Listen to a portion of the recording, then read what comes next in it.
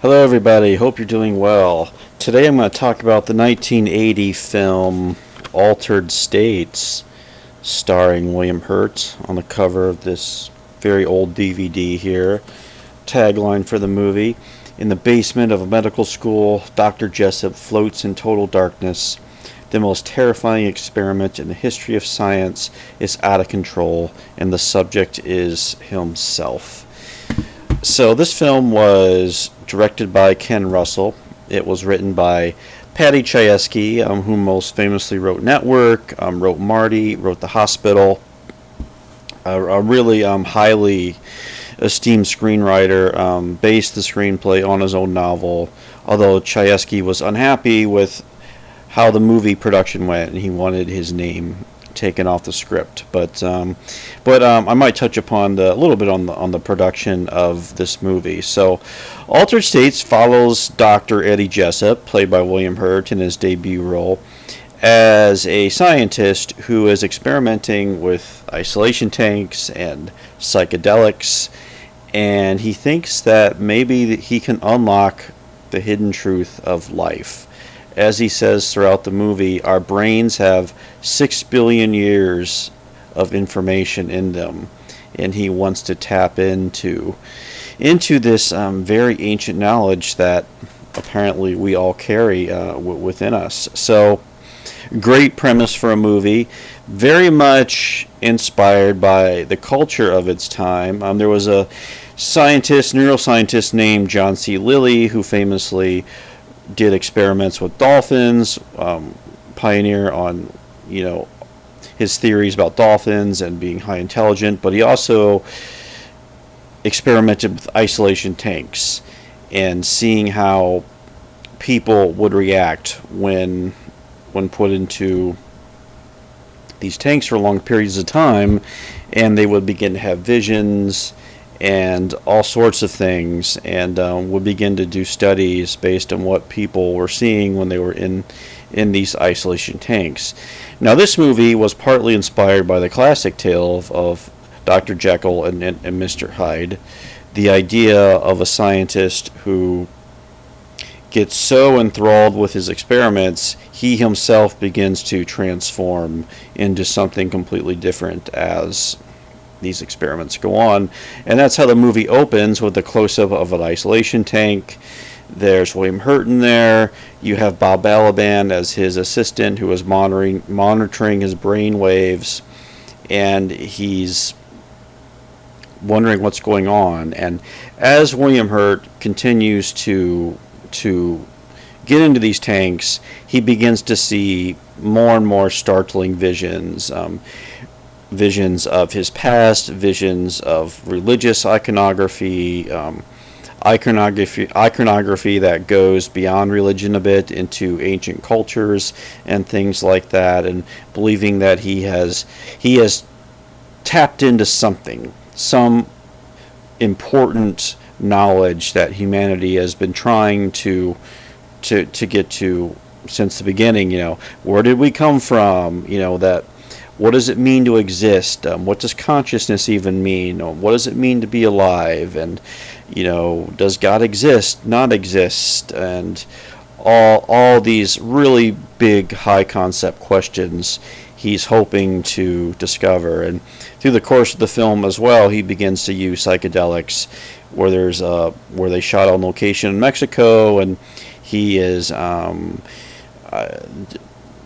experimenting with mushrooms and potions and things, and is starting to see some really, his visions get more and more nightmarish as he moves along, where he has these hellish visions and trauma and just all sorts of things like that. So this movie is of its time, where it's almost a transitional movie between the 1960s to the 1980s, because you have this carryover from the 60s, the fascination with psychedelics and what they do to someone's cognitive abilities, emotionally, how they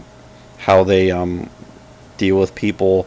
I mean, I know there's still a huge community of people who experiment with psychedelics. I mean, they haven't gone away by any means at all, and it's still I mean, there's still interesting work being done on these hallucinogenic drugs and what they're doing. So I'm sure this movie is of interest to them. I watched a few reviews of people who are kind of from or have experience with hallucinogenics, and they were not too happy with this movie and the way it's portrayed it. But I'm not really approaching it from that perspective. It's more about the movie itself and what it says about the time it came out in.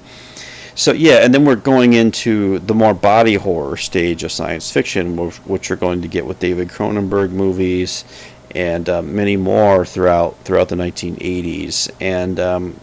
And what happens, he continues to experiment, and eventually it's believed that his genetic makeup begins to change. Possibly and there's a whole sequence where he de-evolves into some sort of simian being and begins raising havoc around New York City, where we're kind of in this like American Werewolf in London all of a sudden, where he's chasing people and attacking animals at the zoo and things like that, which a sequence that definitely gets the movie its horror movie credentials. But and I should talk about the director as well, Ken Russell, who is known for movies like Tommy. I've seen Tommy a few times, and The Devils is another movie for putting outlandish, shocking images onto the frame, and we get a whole lot of that in Altered States of these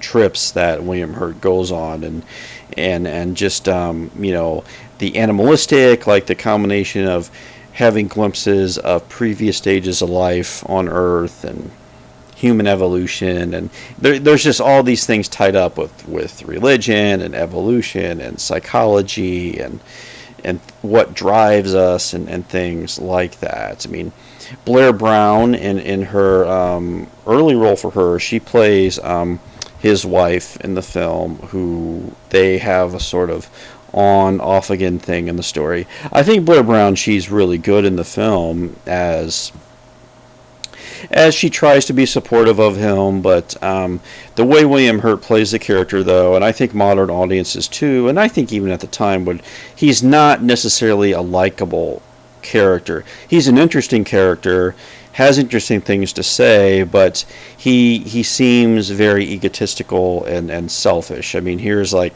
this all-American guy. He's a top in his field. He can be a professor anywhere he wants. He's got enough praise. He's reached the pinnacle of his field at a very young age, but that's not enough for him. He wants to do something even bigger and bolder, kind of going back to the Dr. Frankenstein idea. And so I think Hurt plays it well as far as getting to the egotism and the hubris of the character. I mean, he's having affairs, and he doesn't really seem to have much empathy for the people around him.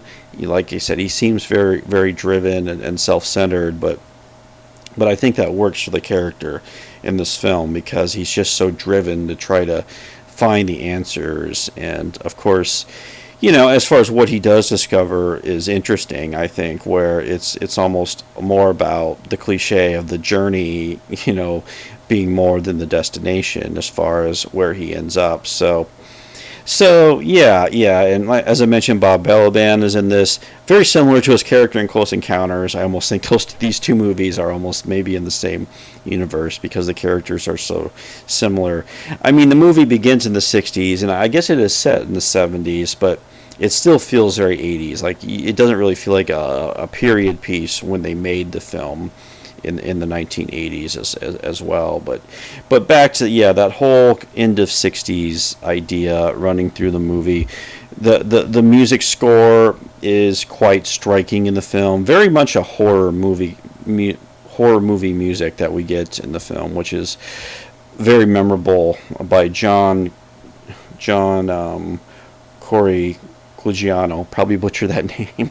I'm so sorry. John Corigliano did the music, and it's really it's a jarring score. It kind of makes you jump out of your seat at times, and especially the music set to these insane psychological journey, psychedelic journeys he's going on. It's very good in that way too. And yeah, so there, like he wants to get enlightenment. He wants to, solve these primal mysteries, and but it just ends up becoming a horror show for him, and really for the people around him, and yeah, so.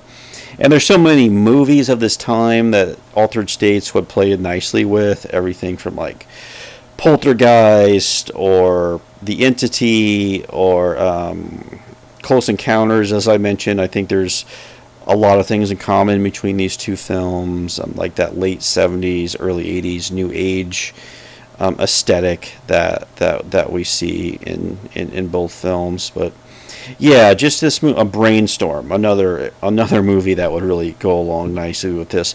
All these movies, kind of the idea of trying to use technology to harness the power of the mind to take the human experience to some next level, okay, which was, like I said, a lot of that I feel like really comes out of the 1960s, and we're still doing it with today. It's become something else, I think, entirely, as far as the place of psychedelics and culture and things like this. But as for the movie, I mean, it's, the performances are histrionic. Once again, I think that works a lot for the movie. There's one character who is like the nemesis of William Hurt, who's always he's like the skeptic. This is played by Charles Hayde, who we might know from Hill Street Blues, plays another really brilliant scientist, but he's such the skeptic, and the way the performance is a little histrionic. He's always so